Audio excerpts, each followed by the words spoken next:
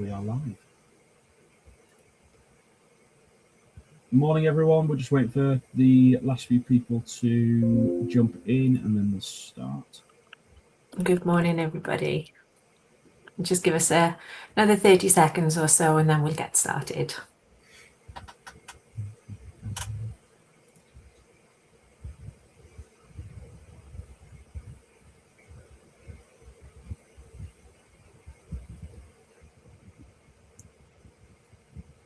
Got some familiar faces joining anyway, so morning all.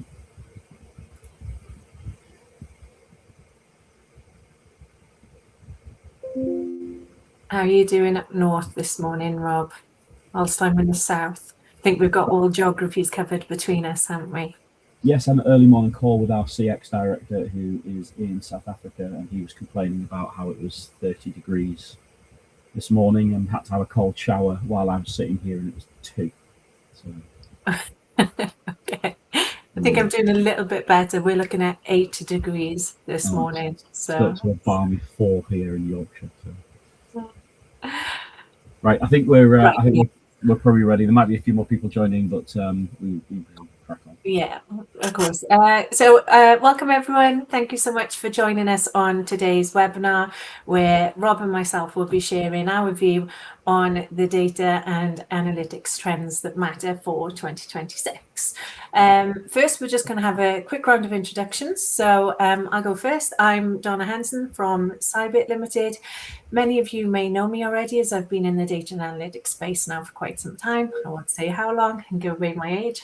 But my mission really is to help organizations really move forward with confidence when working with data, even more so now as the industry gets a lot more noisy and sometimes overwhelming. So today I'm joined by our CTO and Head of Data and Analytics, Rob Hankin. So Rob, do you want to quickly introduce yourself and Cybit? Yeah, so there's a few people who've signed in that know me well, probably better than they want to. Yeah, I have been here at Cybit for 15 years. I've worked in the industry for over 25 years. Cybit, for those of you who don't know, we're a 35-year-old organization, and we specialize in hybrid cloud, modern workspace, cybersecurity, and of course, data and AI, serving organizations really effectively mid-market, public sector, but a lot of enterprise, just due to our specialisms throughout the UK and some global as well. Brilliant. Thanks, Rob. For some reason, I don't have an advanced slide, so I'm going to have to ask you to be my, I don't have the button. You're going to have to be my demo dolly here. Apologies. Okay. So before we dive, I'm really sorry. I actually can't even see what slide you're on either. Okay, no problem. Are you on today's menu? We'll go to today's menu. I've just flashed up a list of the sort of clients that we work with. I mean, it's really not very important for today's session, but just to say we do actually have a range of clients that we work with across multiple industries. So, okay, there's today's menu in terms of what we're going to go and cover today. It's quite varied within there in terms of the trends, but I'll let Donna describe it a little bit.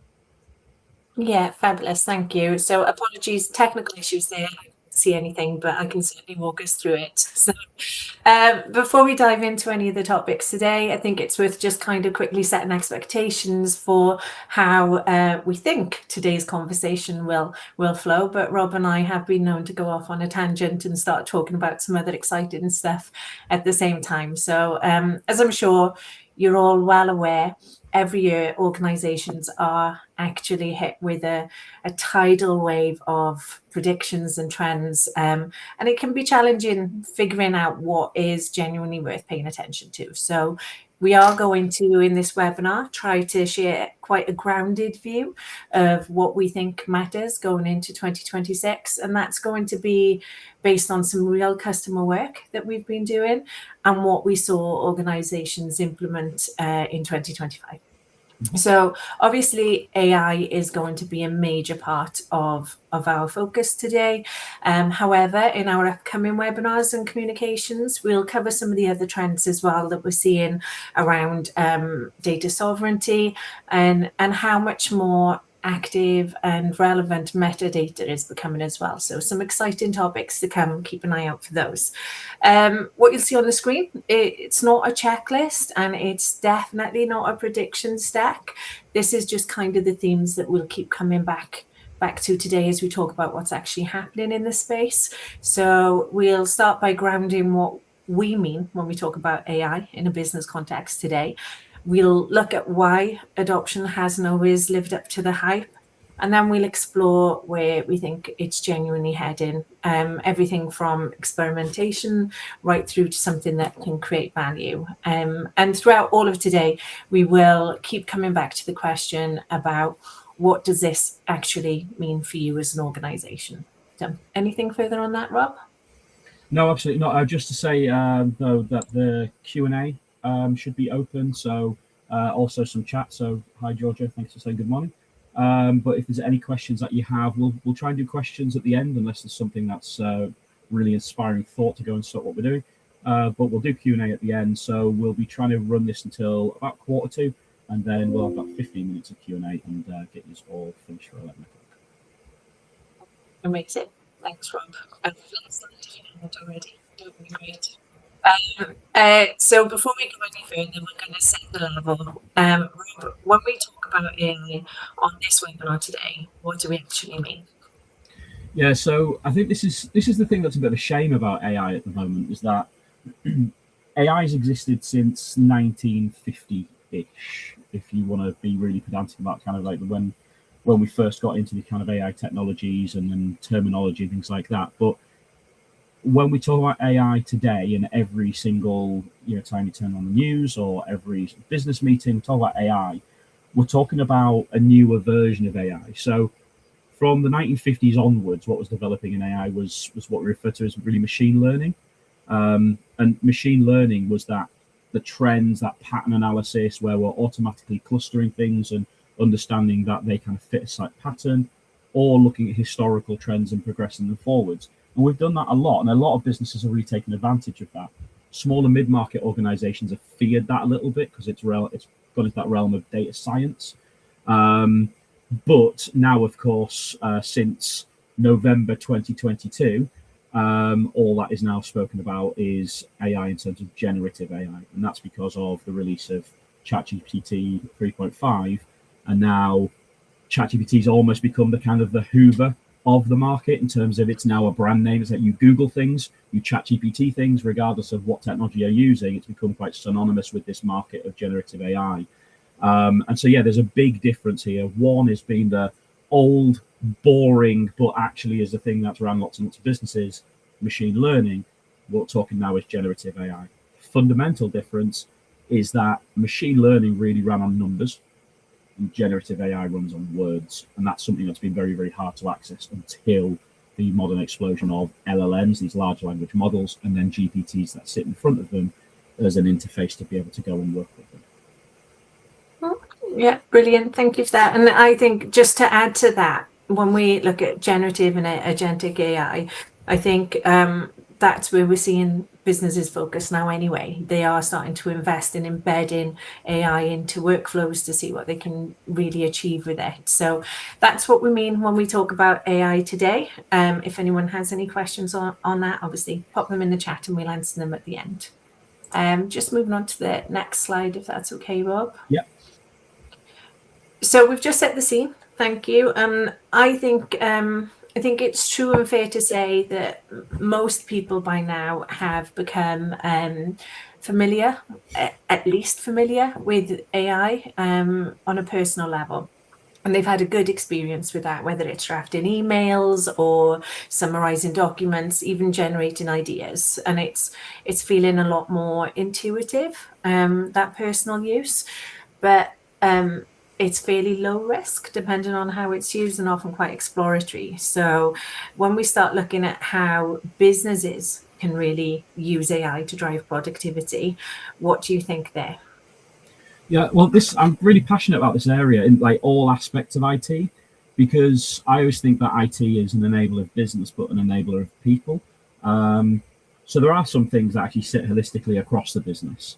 That run business tasks, automations, insight that goes across the business. But at a personal level, it's the reason why in the 90s there was this explosion of people putting a computer on every desk. And now that seems really silly that we would look back and, can you believe that people thought that they wouldn't give their people computers? And I know not every industry has got 100% of people chained to a desk or chained to a keyboard. But the point is, for these administrative tasks, office-based tasks, the idea of not putting a computer on the desk is really silly, even though what that was there to drive was personal productivity, which obviously in turn drives business productivity. But with AI, I think what's getting an overwhelming news coverage, and this is why we get AI fatigue and things like that, is that we're really pushing on this idea of personal productivity. So how do we see that? That's like things like Microsoft Copilot, things like ChatGPT, Claude by Anthropic, Perplexity. All of these things are very much aimed at the user to try and kind of encourage viral adoption. And if enough people use it in the business, they'll have to buy it, kind of thing. That is not falling very well on businesses as a message. And we're seeing that even people like Microsoft are trying to revise some of their forecasts around Copilot adoption, because that's not quite working. And I know we can talk a little bit about AI adoption and why it doesn't work. But in my view, what's happening is the tools are being made highly accessible for people. So I can go and just use Copilot, use ChatGPT, and that's great. And I don't have to go and speak to my IT department, run a big project, get loads of governance in place, which is obviously an issue. But I can just start using it. So it's very, very accessible. But because of that, what we're getting is businesses fearing that. We are giving people this Swiss Army knife, and it's sharp and it can do damage. And what the hell are you going to do with it? And so then people are then stopping access to these free products. When they then pay for the products like Copilot, it's a sort of a premium product, you buy it. They don't want to just go and give this to the masses. And what's happening is it's kind of being gummed up within the exec level that they're saying, no, I'll get that first. I don't want to give it to everyone. I want to play about with it first because it's, 20, 30 quid a month or something. But then they're not the people who are at the coalface who can take advantage of all the automation stuff. They're also too busy to really sit down and find its value. And so that's where it kind of stops. So what I like about the business productivity layer, which I think is being ignored because the media hype is more in the sort of the low level personal productivity, is where we can run it as a governance project. We can align it to business challenge and things like that, and then start bringing in AI technologies to do things like automate insights, enrich data, find patterns that we didn't see were there before, and I know we're going to talk a little bit about agentic later, but to bring in those agents which actually become almost like an unemotional, unbiased specialist role sat in your organization that you can use. And I think especially with an SMB, that's vital, because I think that is how you can compete with the bigger organizations who have, a dedicated marketing director, a dedicated, chief of legal, whatever. You can't go and get those at an SMB level. And so therefore, using things like agentic AI, where they have been trained by organizations or certainly prompted by organizations who can make sure that is really useful. It might not give you 100% the answer. It's giving you 99% of the answer. There's a lot of news stories this week or last week about how the legal profession is actually being really hammered by this. But anyway, what's your thoughts on? No, I agree with all of that. I think when we've been using AI on a personal level, and we can tolerate the occasional quirk or inaccuracy because we can correct that ourselves, no problem. But when it comes to a business context, where that AI is going to be used to influence decisions that affect everything, whether it's customers, finances, there's always going to be, like you say, that Swiss Army knife. There's going to be that risk for financial, legal, even reputational damage. So you do need to be very careful with that. And that's, in my opinion, that's why business AI needs to be more than just cool outputs. Needs repeatability, auditability, trust. So we really need to work from the bottom up. But we'll come back to that in a bit more detail a bit further on, if that's okay. Yeah, we can move on to the sort of the failed AI adoption fatigue. So moving from what are those different facets of AI, from what business productivity is, personal productivity, and why really not recognizing the two is a big barrier to adoption. You just think, I have genuinely heard someone say, could we have an AI? Like it's a box of something that you put on a desk and it does stuff, but not even understand the basics of, is this business productivity or personal productivity going to generate? That is one of the barriers. But what's your thoughts in terms of some of the barriers to adoption? Oh, so I think I don't think it's that dramatic actually. I really think that nothing dramatic happened other than people weren't prepared for it. They approached it, in my experience, where it's been failed, they've approached it with a solution and then they've gone and looked for problems that meet the solution they've already built. And I just don't think that's the way to do it. So I think what you need to do is embed it at the core, start with foundations. And obviously we've got a bit of a slide to give some of those practical tips and tricks that people can adopt when looking for an AI strategy for their business. But yeah, I think it's their starting at the solution and the cool stuff, and then trying to overlay that within their business, and it's just disjointed. So that's my opinion for the majority of it. There are obviously foundational challenges if people don't have good quality data, if they don't have complete data, then that is obviously always going to have an impact on how successful the AI pilots are as well. But I think trends can be positive and negative. So it was a trend that there were a lot of failed AI pilots last year, or shelved AI pilots never to be returned to. But I do think that we will see quite a big upturn this year now. AI is advancing incredibly fast. And some of those elements of a good AI strategy or AI rollout have been made a lot easier by some of the major vendors as well. So I think that's a really strong point. So I remember I was sat in an audience at a Microsoft conference in, I think it was 2018, maybe in 2019. And Satya Nadella, the CEO of Microsoft, was presenting. They were pushing heavily in AI. And, I'm a tech geek, a nerd. I love everything to do with technology. I love AI. I'm an absolutely pro. But I'm also a cynic that sits on the other side of saying, yeah, but what does this mean for a customer, or what this means for the, for the business owner? And I remember sat there thinking, stop telling the world they're going to use AI, because actually, and I used this phrase at the time, I said, businesses don't want AI. And I still kind of stand by that. They don't want AI. What they want is the output of what AI does. So they want just give me information I didn't have before, or just make that easier for me. It's kind of why you employ the person, and you go, oh, this might be actually a cheaper way of doing that if you wanted to go in the efficiency of people. But actually what they're doing is really saying we can get more out of what we've got. So that's great. But I still think I'm supported in that kind of argument of going, businesses don't want AI because businesses are failing to adopt AI. So 80%, Gartner say 80% of AI projects fail. And some of that is to do with bad data. We know that, I'm sure everyone who's joined us today is, works in the data field in some way and understands the challenge of bad data. There's the security and governance side of things. But also, I think what's not spoken about is that we've got a solution looking for a problem. So almost every single time we deploy IT into an organization, it's for a business generated problem. It's, I know I've got a desktop, I'm sat here, but I need to connect to the internet. Okay, right, we need a Wi-Fi solution. I need to be able to send an email. Brilliant, Office 365. All of those things are there for a reason.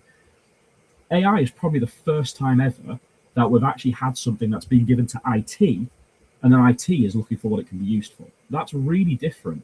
So I think that's what's causing a lot of those problems. Now, we could say, don't do that. Actually, what you should do is look at the business challenge and then go and solutionize and look for the for that actual solution that solves it.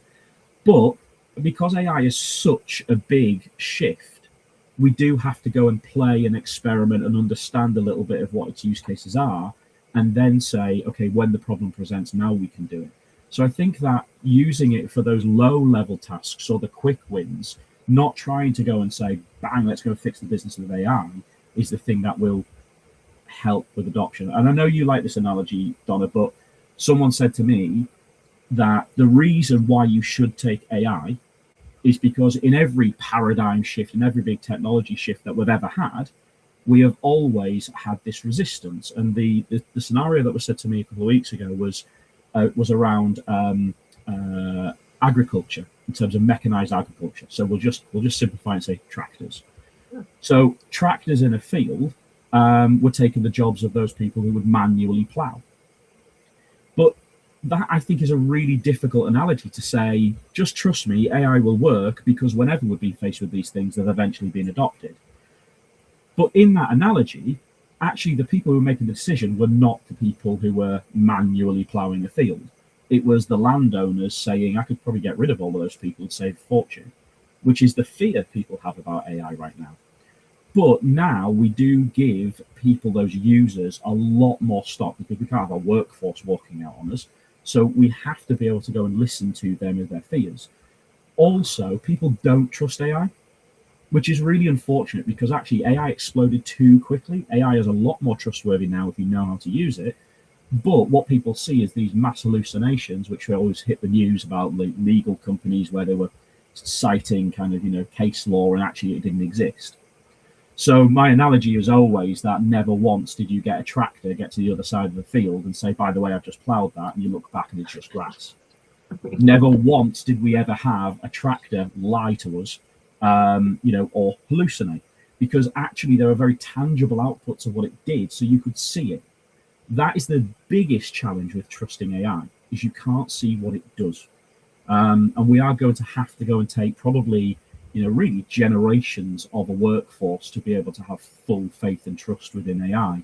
And that trust will massively increase, and then it will decrease because of geopolitical and, who owns the model and how politicized are they, and that will always change over time. So, I think there are things that people need to understand a lot more about AI to get it in there, but it is a huge move to technology, where, a lot of those other evolutions were a lot more tangible to see the evidence of it. So I think that we have to stop telling people it will exist with everyone in a few years' time, the same way that everyone has a desktop or a laptop. It's true, it will, but we've got to stop saying trust it because it will happen, because that's not really how we're going to aid adoption. No, yeah, absolutely agree with you. So AI itself, it isn't magic. It is more like the tractor than a wizard. So a tractor isn't particularly exciting, but it does the heavy lifting. It does it safely and reliably. As Rob said, it's not going to pretend that it just plowed the field, and it didn't. But I think with shrinking workforces, growing businesses, we need to make sure that it's built, maintained and used properly. So obviously need to combine that AI technology with governance, operational discipline, and we keep coming back and saying this, clear adoption plans. So we'll come back to the practical steps on another slide that you as an organization can take to avoid failure and AI fatigue as well. So are we able to move on to the next slide? We're moving to agentic, which is possibly the thing which people are understanding a little bit less, and there's a bit more confusion about it. But the market seems to be talking a lot ahead of the people at the moment, and agentic AI is everywhere. So what's your thoughts on the evolution now that we're moving from pure Gen AI to now agentic AI? I absolutely love this. I'm involved in so many exciting projects at the moment around agentic AI and really leveraging that. And I think we've heard for the last 50 years, I'm not 50, but I've read about it. For the last 50 years, people have been scared that robots were going to take their jobs. And we're now in that era where I think people feel that fear is becoming a reality. But in terms of the capabilities and what it can actually help organizations achieve, I just think that it's fantastic. It's one of my most exciting times to be in data and analytics now with agentic AI. But a lot of our audience may not know what agentic AI actually means, it'll still be a new term. So, Rob, perhaps I can hand over to you to explain agentic AI in a bit more detail. I have no idea. No, so I really like agentic AI as a concept. Effectively, you consider what you would call an agent. So whether that be, an estate agent or a travel agent, like this is someone acting on your behalf, and it's someone who's specialized. They also have a very defined remit. I think that's really important. But the scary thing about agentic AI is they can do things. Now, that's the bit which I think is really, really powerful, but that's the bit where also people do start to get a bit of fear in here. So it can go all the way from just simply, I want you to go and understand information every day and send me a report. So something that I talk about with our CMO is, could we just go and get analysis of everything we want to understand in the market and do a digest every morning? And I sit there with my cup of coffee and I can get an email that's personalized to me of everything that's in there. That's what an agent can do.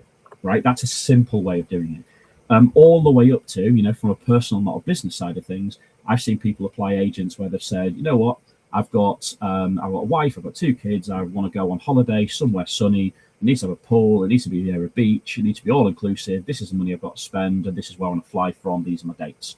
Go and have a look, and if you find it, book it. Right, and people genuinely are doing that. You can understand that they are people who are deeply embedded into the world of AI. And they do trust it to go and do that, but it can literally go and spend on your credit card if you want to. Now, from a business perspective, one of the best things that I've seen in terms of applying this is just that employee support.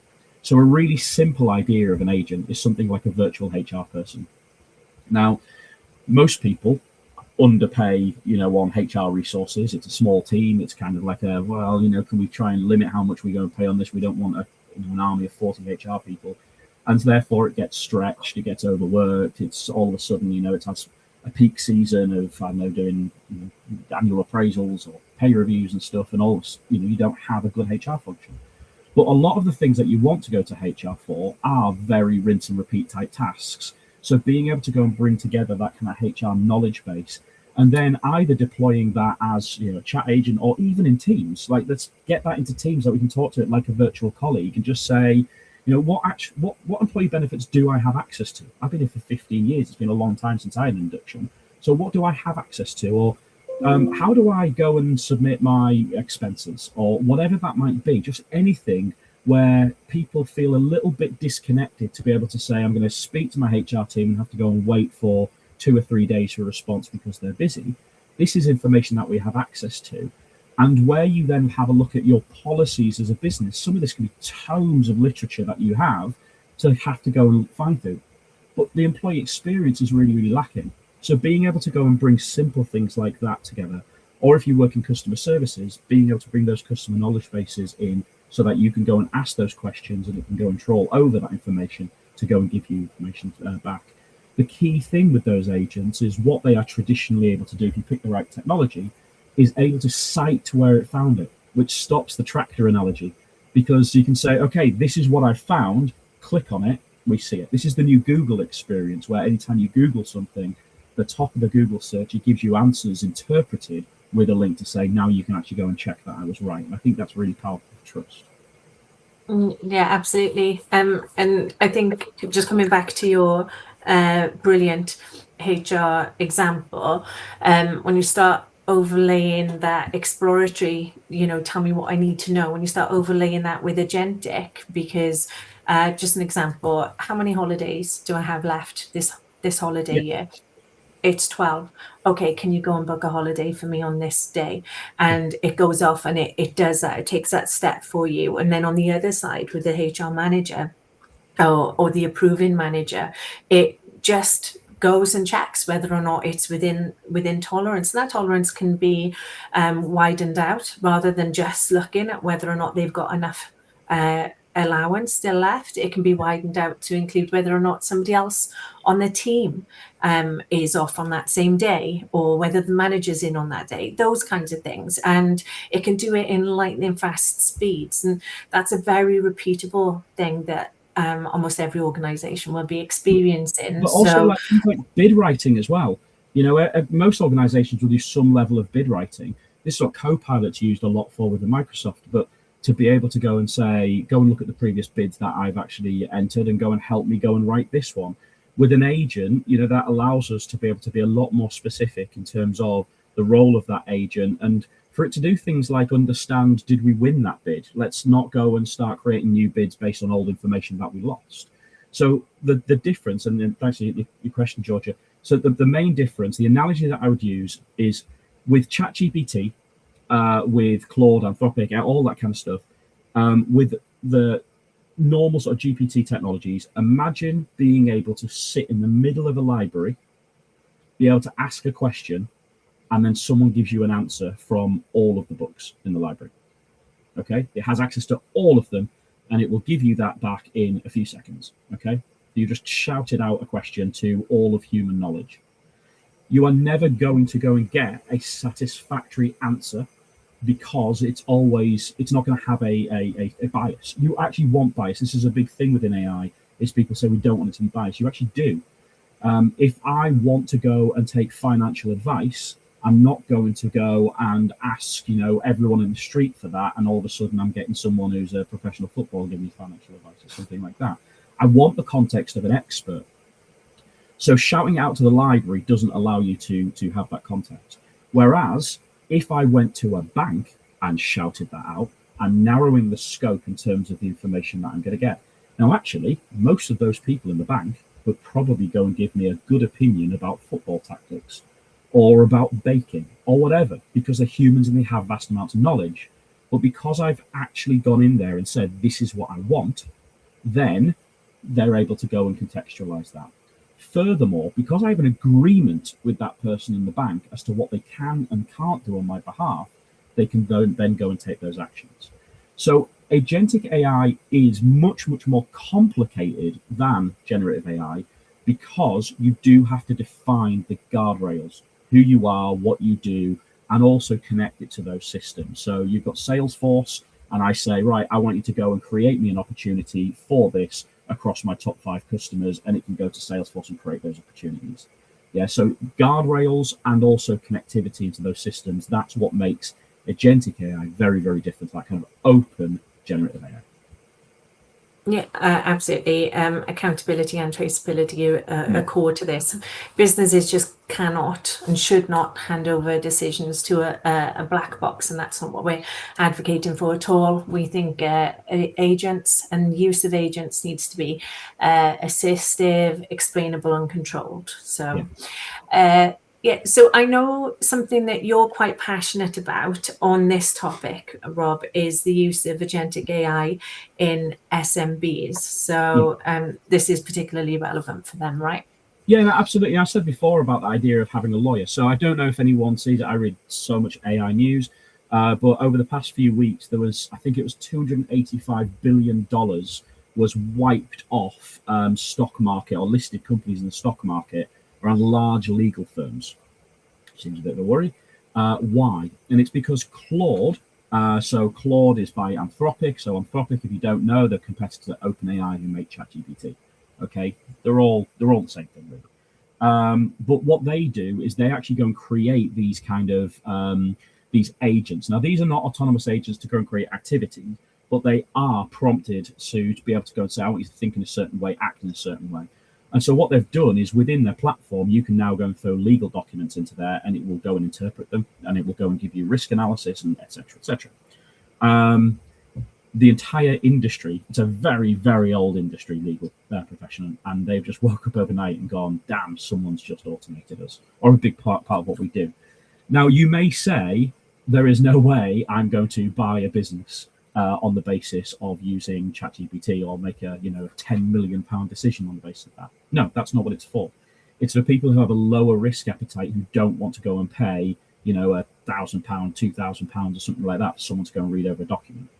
So it's about risk appetite within those businesses. Now that's empowering now those SMB businesses to get access to effectively expert legal resources to a level of risk that they didn't have before, and they couldn't compete on that kind of stuff versus competitors. So that's an example of how we can kind of bring expert resources down to smaller businesses to compete.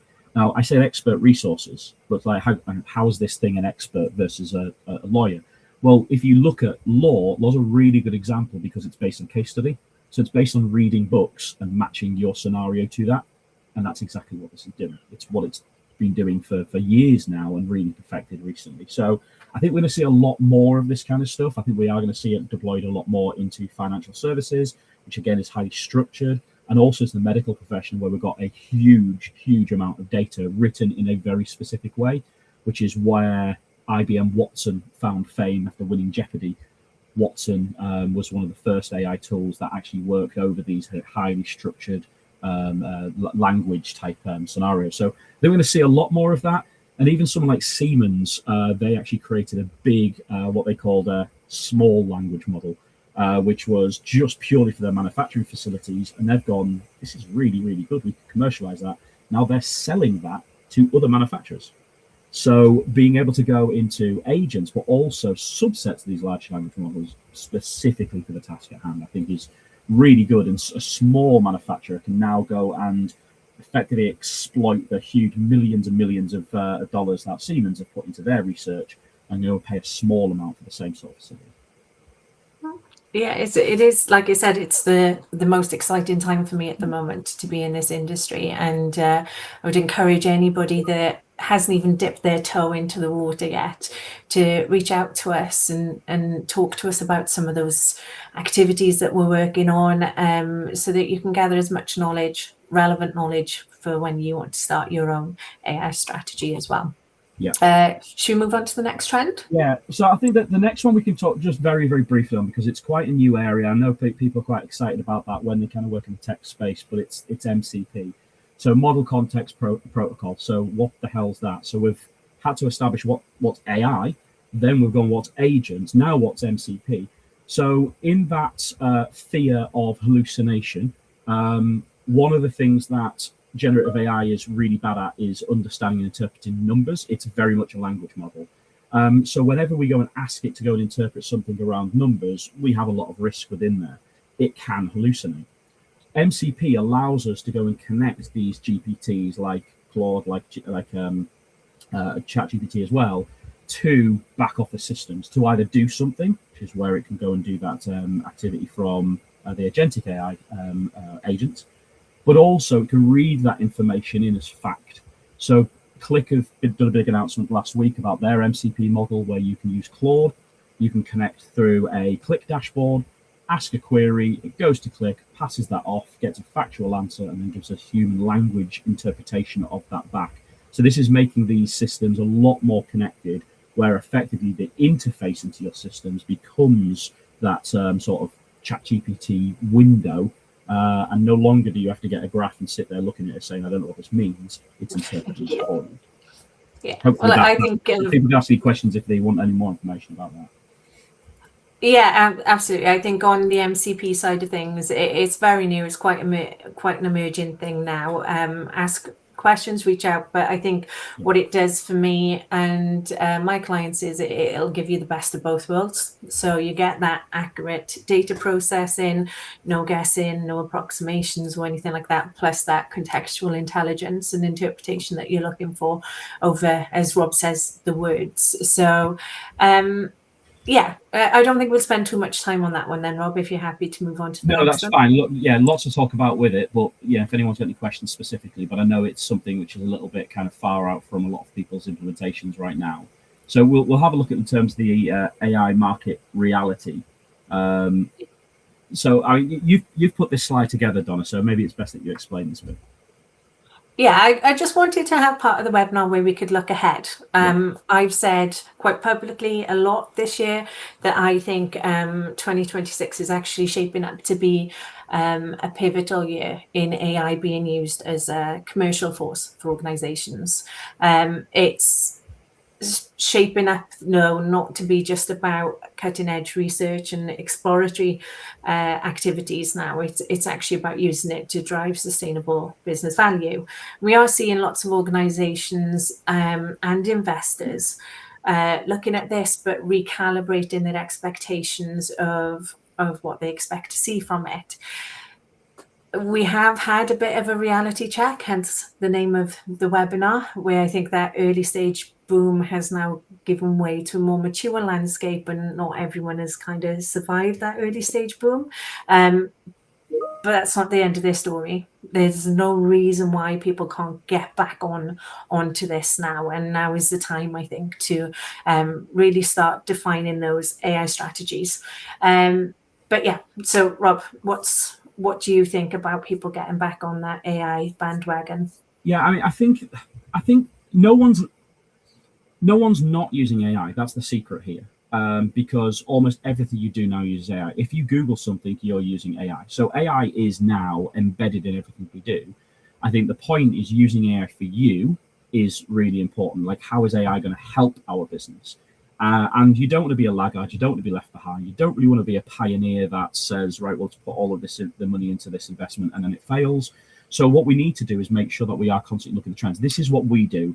This is what we do at Cybit, is work with our organizations, go and share and collate all those stories from different organizations, see what it is that they're using it well for, to share with others, so that we can kind of learn from other people's scars a little bit within here. But one of the things that I'm passionate about this area is the AI as an industry overall. So we hear about the AI bubble. So I've got a question here from Georgia. She's a lot of discussion on AI. There's a lot of risk of the AI bubble bursting. And I want to bring it up at this point. So is the AI bubble going to burst? Yes, absolutely. But it's not the same as what happened when it was the dot-com bubble that burst. There's going to be parallels to that, I am sure. There are already bets being taken, really, in terms of who is the first large AI company to go bust. And sadly, for a company that I really love, I think Perplexity is in a little bit of trouble, and they are cited as one of those ones that might be the one that goes down first.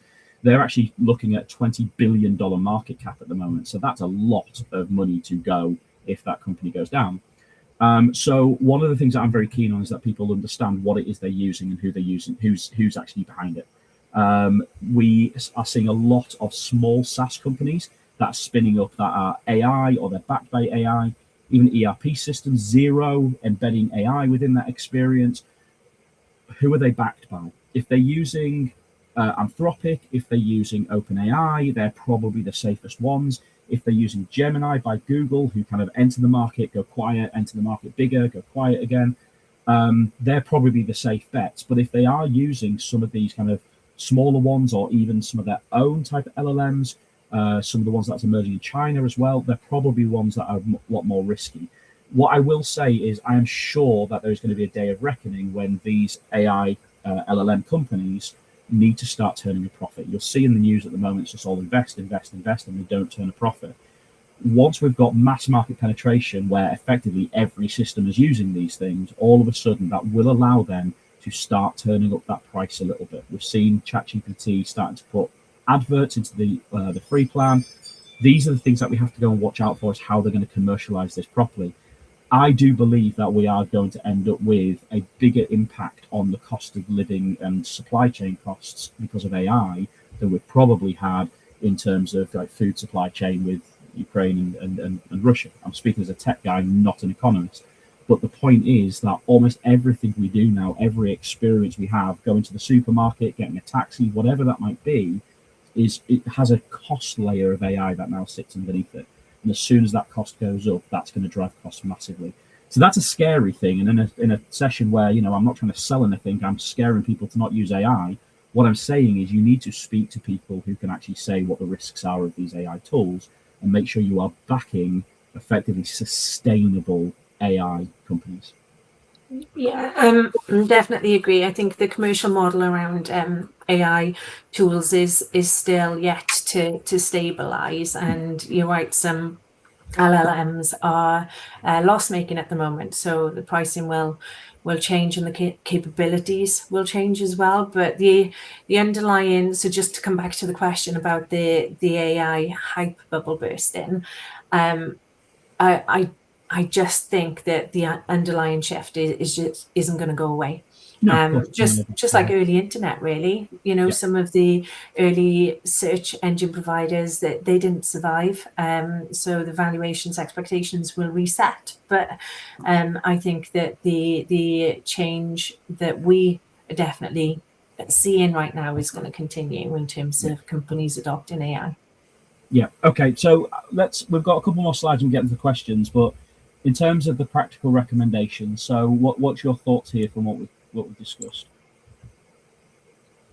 Well, I think like I said earlier, one of the most common pitfalls we're seeing with AI is treating it as a solution in search of a problem. Yeah. So organizations are often chasing the latest model without a clear objective. So definitely need to start with the business opportunity rather than the technology. So where can AI actually drive measurable outcomes?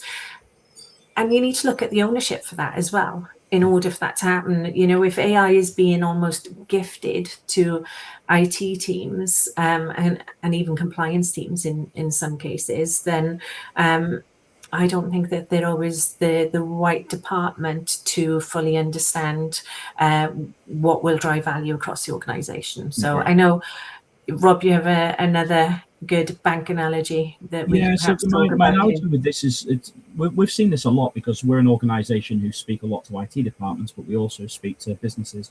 And I always say it is like the banking analogy that IT don't own your data. Their responsibility there is to be able to, like with money in a bank, is make it very easy to put data or money in, secure it, and make it really easy to get that out. That is fundamentally the role of your high street bank.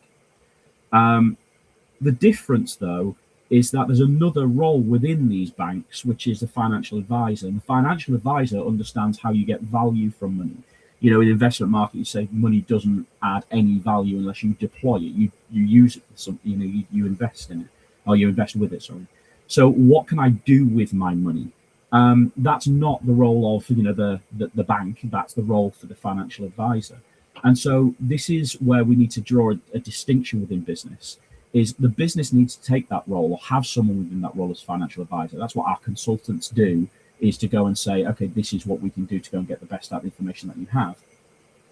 But IT needs to be treated as that infrastructure. How do we make sure that we can go and put it in, get it out, and secure it when it's there as well? Both parties need to talk, but don't expect that your IT department is going to go and answer all the questions of how do we solve all our problems, because that's not their problem to solve. So I think what I want to see organizations do, and it's been brilliant where we've sat there in a room where they've got, infrastructures on one side of the table and you've got the kind of business analysts on the other side of the table, and to help them talk. They do not speak the same language. And I do think that's one huge ability, a superpower that we have, is because we do have all of that capability and even the cybersecurity side of it. So we understand how to go and build the bank, use the money, and do it securely. I think they're really good conversations to have. Yeah, I'm totally with you. Definitely, if any organization out there is struggling, where to start with this and even how to forge those internal relationships by having conversations, we can absolutely bridge that gap. We speak a common language across all those departments. So reach out to us for that.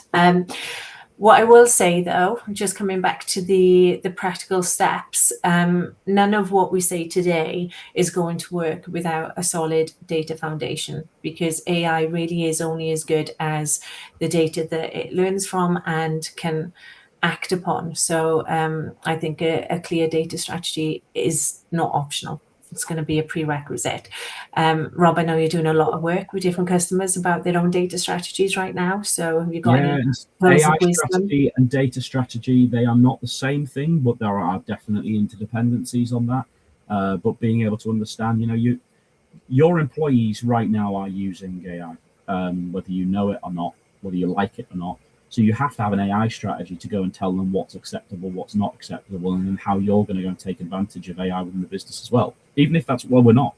You still need to go and really understand and communicate that what you're going to do. The data strategy is completely different, and it's a foundation. You cannot do AI without good data. If you go and use all that pattern stuff, if you use all of this to go and say, understand the history of my information, and go and tell me what I can go and do with this in any application, if you are giving it bad information or incomplete information, it is going to make bad or incomplete decisions. So yeah, data strategy is essential. It sounds scary. It sounds like something where you're going to go and pay tens of thousands of pounds to go and do it. It does not have to be that. It can be very, very simple steps. I think the my request for people will be start. Don't kind of go, oh, this was far too big for us to finish it. It's going to be even bigger to finish it. Starting. Yeah, Rob, again, I agree with that. Get started, and you can start small, you can scale thoughtfully, just identify a few high impact use cases, validate the value, and then expand from there. And you can build as you go. You don't need to spend the next 12 to 24 months defining a data and AI strategy. You can get some quick wins without compromising risk. Yeah, I think we'll do a session in future in terms of like helping people with that data strategy and some tips in there. But I would have a look at the resources that we've got on our website as well, because we've got the business guide to data and AI, which people can access, and also our trends report as well. So, just conscious of time, we've got some questions that have come in here. So, would you say Copilot is a more secure option than the platforms like ChatGPT? Yes and no. Copilot from Microsoft, so this will be, I assume, Microsoft 365 Copilot. There are, I think, 37 different Copilots, just to confuse you, under Microsoft. But Microsoft 365 Copilot effectively is using your SharePoint as the repository for its knowledge. It still has the ability to go and get web knowledge in there as well. So no chance of data leakage? Well, kind of, because it's still going to the cloud. It's still going to Microsoft.